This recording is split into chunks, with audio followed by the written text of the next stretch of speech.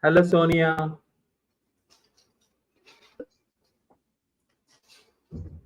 Hi, Sonia. Remember me? Yes. Oh, hello, Mr. Hi. Fawad. How are you doing? I'm doing great. How are your two sons? Oh, very well. Thank you. Yeah, we met in Paris. Yes, exactly. My camera is not accessible right now. Sorry. Try giving one Okay. moment, please. We will shortly. I need. Sorry. I'm so very happy to meet you again, and thank you Thank. for creating this event. This is really, really excellent. Yeah. Thank you so much, Sonia. So just 2 minutes. We will quick start, and you will be the opening talk for these sessions for the day one. So I'll just brief about the welcome speech. Then Yes, please. you will be entering. So welcome all, because I think the session has audience already entering into the session. Welcome to the Women Leadership and Psychology Virtual Summit. I am Dr. Prasad, and I'm deeply honored to gather such a talented and inspiring group of women leaders, experts, and change makers across the globe.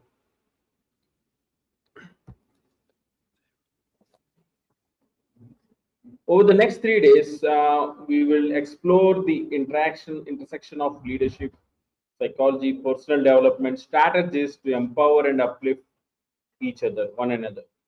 I'm thrilled to introduce our esteemed speakers, including the great experts, great minds, change makers, and look forward to the impactful conversations, and connections that will emerge from this summit. Let's celebrate the power of women in leadership, psychology, and may this summit will inspire us to reach new heights. With this, we will go to the starting of our speech.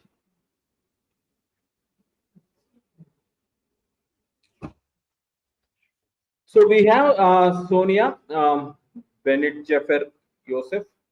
She's a Yeah. certified holistic naturopath and founder of Wonder Muslim Women. She is an international keynote speaker, motivational coach, and author of Secrets to Infinite. Sonia also hosts the Lighthouse podcast and created the WMW Wellness app. Her global studies in natural healing, including naturopathy, TCM, kinesiology, and more. She empowers Muslim women and to reclaim vitality, embrace strength, and overcome fears. Her mission here is to help every woman awaken her inner wonder woman and thrive. Such a wonderful, talented speaker we have for the day. Let's start with Sonia, and the stage is all yours. Thank you so much, Sonia. Welcome, and looking forward for a fabulous speech. Thank you very much indeed, Madame la Présidente.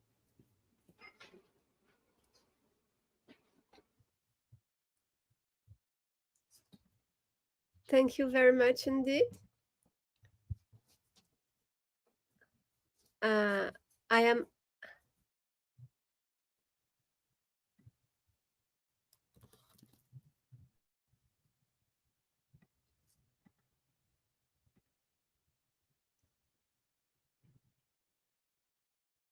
Hello. Good morning.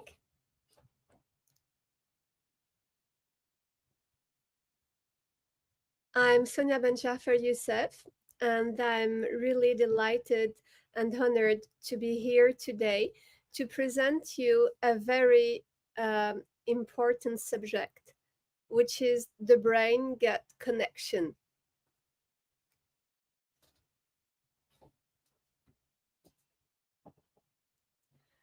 So everyone is asking me, how can we explain actually the relationship between our brain and guts?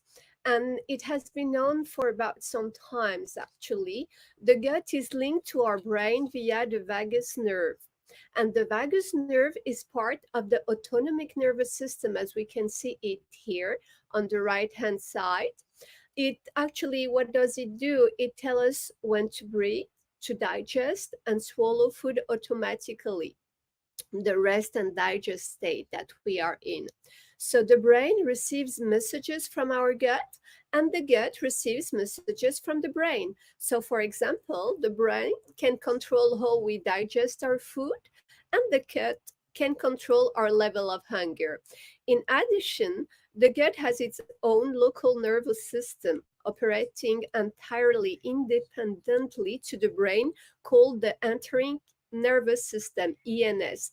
This so-called second brain also receives signals from our brain via the vagus nerves. So what is precisely the brain-gut axis? It's a two-way communication system. It starts with the CNS, the central nervous system. So the brain communicates directly with the gut through neural pathways. Then the enteric nervous system, the ENS, the second brain found in the gut, responds to the brain signals. The vagus nerve regulation, it controls bidirectional communications between brain and gut. And the gut microbiota has a huge influence. The beneficial bacteria impact mental health through immune pathways. So that's why it's very important to have a beneficial bacteria. So the brain-gut axis is a bidirectional communication network that connects the central nervous system, CNS, with the enteric nervous system, ENS, often referred to as the second brain, found in the gut, as we just saw. The system is regulated by the vagus nerve, immune pathway, and the gut microbiota. So we can see here that you have the brain that influences on weight gain, for instance, bowel movements, nutrient delivery, microbial balance. And also the gut influences on the brain via neurotransmitters, our state and emotional states like stress and anxiety, our mood, and our behavior. This is really phenomenal.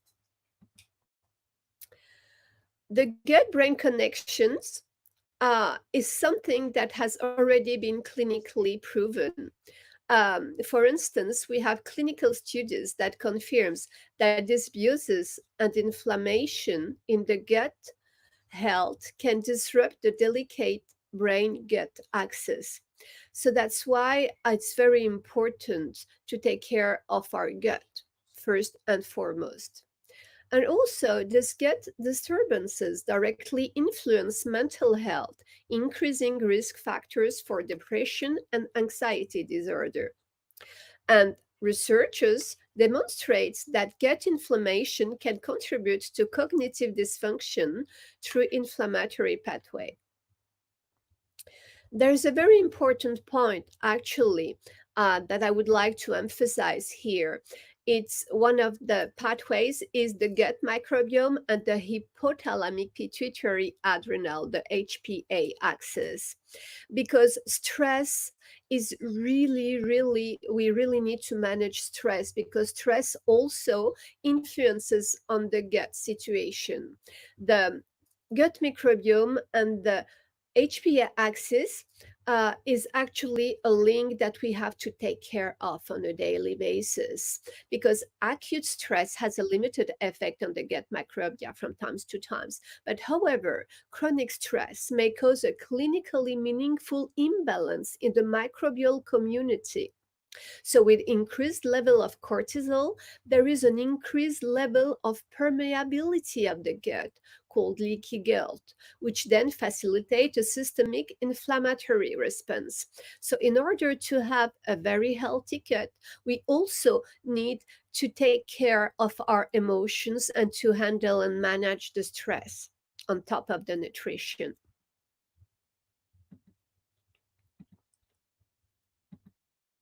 So here, in such overactivation, stress hormones negatively influence our immune system, driving inflammation, which leads to gut wall damage or leaky gut, and also an imbalanced gut ecosystem, as you can see here on the left part. It is then a vicious cycle where the imbalance in bacteria impacts mental health via the similar pathways. So, working to rebalance the gut ecosystem through a diverse, mainly plant-based diet rich in pre and probiotics to support the level of good bacteria may lower actually the stress responses and improve the mood. So yes, indeed, the gut does directly impact our mental health. So how do nutritions also impacts emotional health? We have the neurotransmitter synthesis, for instance, the tryptophan from turkeys or bananas or oat. It is a precursor to serotonin, the mood stabilizing hormone. We have also blood sugar balance. The refined carbohydrates cause spikes and crashes in glucose, affecting mood, focus, and energy. We have also to take care of the gut microbiota regulation by adding fiber and fermented foods, for instance, to support beneficial bacteria, which produce short-chain fatty acids that reduce inflammation and protect brain function also. And deficiencies in B vitamins, that's very important, or magnesium, zinc, and omega-3 fatty acids are commonly linked to poor mood, fatigue, and cognitive declines. And we do have a lot of studies, medical studies actually here. So yes, indeed, the nutrients influence brain function through several mechanisms. First, the neurotransmitter productions. All the essential nutrients serve as precursor for neurotransmitters that regulate the mood, cognition, and emotional response. And also, nutrients provide the necessary building blocks for optimal brain energy production and cellular repair mechanism. And last but not least, the dietary components influence gut microbiota composition, which affects inflammation pathways and brain functions. That's very important. And there are a growing body of research in nutritional psychiatry that demonstrates that targeted dietary intervention can support treatments of mood disorders, including mild to moderate depression and anxiety. Diet is so very much important. It's actually the building blocks that you put in your body and also in your mental. So the emotional impact of inflammation. So if someone, a clinical case, have a poor diet and a gut imbalance, it triggers chronic low-grade inflammation throughout the body. That's the first phase. Second phase, it directly impairs the neuroplasticity, since inflammations reduces the brain's ability to adapt and form new connections. The three, as we mentioned, for the stress, the HPA axis activation, the hypothalamic pituitary adrenal axis triggers stress response. And that's why we really need to work on our stress. And emotional dysregulation results in mood swings, irritability, and brain fog. So what I would like to emphasize here is that everything is linked and it's like a circle. So that's why gut health and the microbiota is very important, and that's usually the first thing that we take care of. There is indeed an emotional impact of inflammation. A chronic low-grade inflammation, often fueled by poor diet and gut imbalance, can impair the brain's ability to form new neural connection and adapt to changes. We have to take care of the HPA axis activation. And indeed, inflammation doesn't just affect the body, it directly influences on how we feel, think, and emotionally respond to our environment. resulting in mood swings, irritability, and also brain fogs. It's all the neurodegenerates, actually. So now with us, women hormones and the nutritional mental health links. So women are particularly sensitive to the interplay between hormones and nutrition and mood, as you can know. Nutrient-dense diets rich in iron, omega-3s, B6. B6 is very important, and essentially magnesium support. It supports hormonal balance. It reduces PMS and perimenopausal symptoms and improves the stress resilience, emotional clarity, and calm. And additionally, emotional labor, societal expectations, and caregiving roles place women at higher risk of nutrient depletion and burnout. So nutrition becomes not just self-care, it's essential health care. So we need a nutrient-dense diet, and we have to take care of our stress in order to have emotional clarity. So once again, our emotional clarity comes by the nutrition and the stress management. So what are the recommendations and actionable strategies that I can give you? So first of all, prioritize gut-friendly nutrition. That's very important. Include probiotic fibers like onions, garlic, asparagus, and probiotic.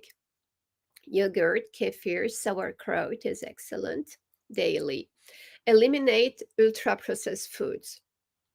Eliminate all oily foods. And if you really want to do a detox, eliminate also sugar, of course, and gluten, which cause main inflammation in the body. Support neurotransmitter production. That's very important. Try to have protein at every meal, especially legumes and quinoa for amino acids. Eat complex carbs to stabilize serotonin release. Also, you can use anti-inflammatory foods.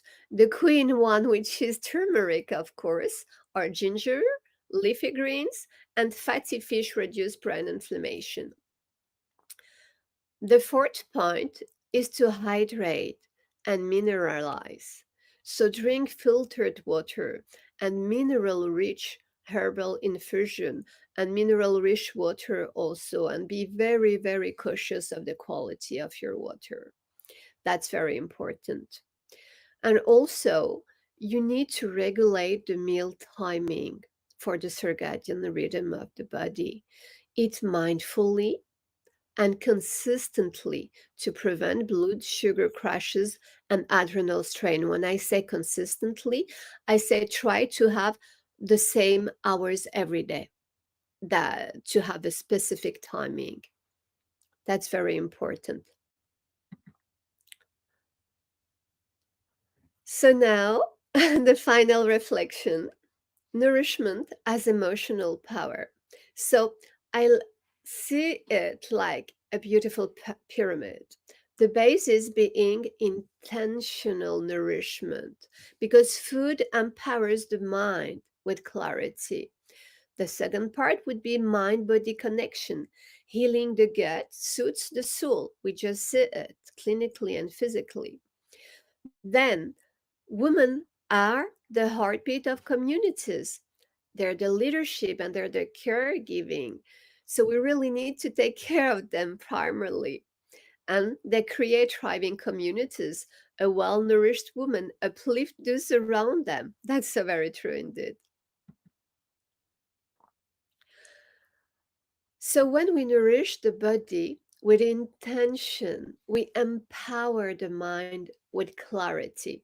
Mental health is not separate from the food of our plate. It begins with it. And that's the main message of my presentation. Please take very good care of your nutrition. When we heal the gut, we soothe the soul. The mind-body connection begins with what we consume and how we honor our digestive health. That's very important indeed. And as women, As leaders and as caregivers, we are the heartbeat of our communities. When we are well fed, emotionally, spiritually, and nutritionally, we thrive and uplift those around us.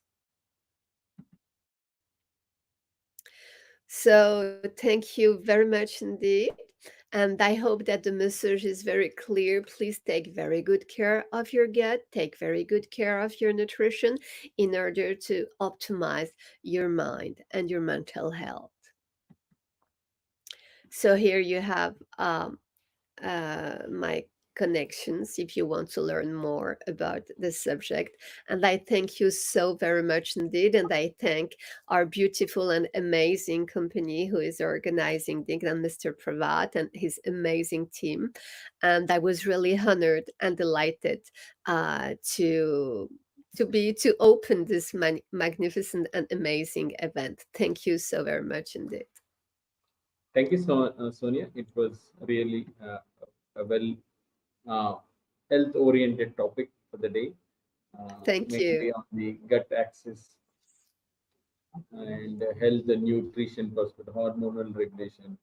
Um, is there any? I think we have so many stages of women development actually, as a Yes, girl, and then a teenage, and then hormonal, yes. and then mother, burnout issues. So nutrition aspects do vary a lot actually. Yeah, I think the supplements has to be given. Do we have any like a chart saying that 6 to 8 years of a girl needs this type of thing? 8 to 12. WHO doesn't have this type of um, Yes, uh, yes, totally.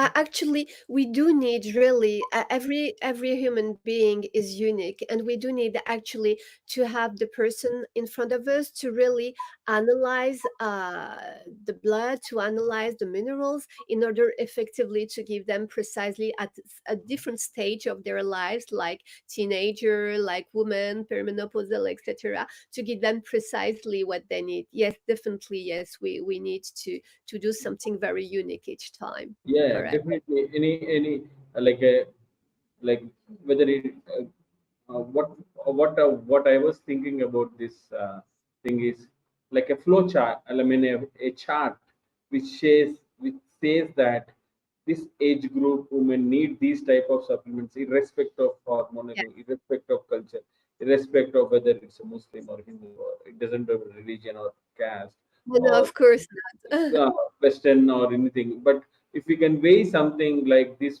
because the hormonal age is there, motherhood is there, pain, and all this are completely structured for the women. So Yeah. if a nutritional guide chart, if anybody can give like a worldwide, this is a universal chart which has to be followed, and then it Oh will be yes, very helpful for the developing countries like yeah. yes. And it was an excellent talk, Sunny. It's really an excellent talk. It was very good connection between the gut health, the nutrition, and mental wealth. You nicely framed this presentation. It was excellent, and Thank you. we will share your QR code, and people will love it. And Thank there are a you. couple of questions you can ask. I think from Francis. You can. We will post that question for you, Sonia, and then you can. Okay, perfect. I'll answer on the chat. Thank you so much, Sonia. It was Thank you very much wonderful. to you. I'm so delighted and blessed to be part of your events. Thank you for organizing them. It's a honor. Thank you, and Thank you, thank you to Sonia. It's wonder of Muslim women, and that's for Sonia, and that's her thank you. presentation. Thank you so much. Bye bye. Thank Namaste. you so very much indeed. Bye bye.